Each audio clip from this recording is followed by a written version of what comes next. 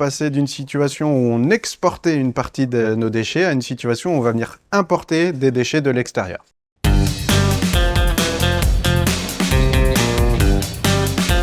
Vous êtes ici chez Aluminium Dunkerque, donc le site date de 1991. Il a une capacité de production d'à peu près 300 000 tonnes, qui en fait l'un des plus gros d'Europe. Le site a besoin de beaucoup d'énergie pour produire de l'aluminium. Et l'aluminium que l'on produit ici est considéré comme bas carbone, puisqu'il a une empreinte carbone à peu près 4 fois moindre que la moyenne mondiale. Le projet donc d'ajout d'un 8e four de recyclage, il est pleinement inscrit dans nos valeurs, dans un des 3 piliers de notre stratégie RSE. Le premier, c'est d'aller réduire nos émissions de carbone. Le deuxième, c'est de développer la circularité.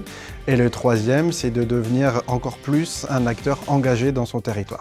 En cela, on évite l'export de nos déchets et inversement, on va venir récupérer les déchets de certains de nos partenaires pour ensuite les transformer et les remettre sur le circuit. Et donc, on est vraiment sur une étape de circularité parce qu'on a également un rayon d'approvisionnement justement de ces déchets qui est très réduit. On va fabriquer ce qu'on appelle de l'aluminium recyclé, donc de seconde vie, qui nécessite 95% d'énergie en moins. Concrètement, ce 8e four, il va nous permettre d'économiser l'équivalent de 96 gigawattheures d'électricité et l'équivalent de 25 000 tonnes de CO2.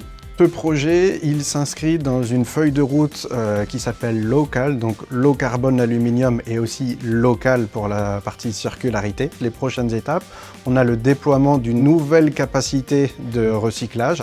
On va venir capter une partie des émissions de CO2 qu'on émet sur notre site. Et également, on a une technologie de brûleur qui est installée sur ce four, qui est en test et qui va nous permettre d'avoir des retours d'expérience pour ensuite le déployer sur les 7 autres fours de fonderie qu'on a également chez nous.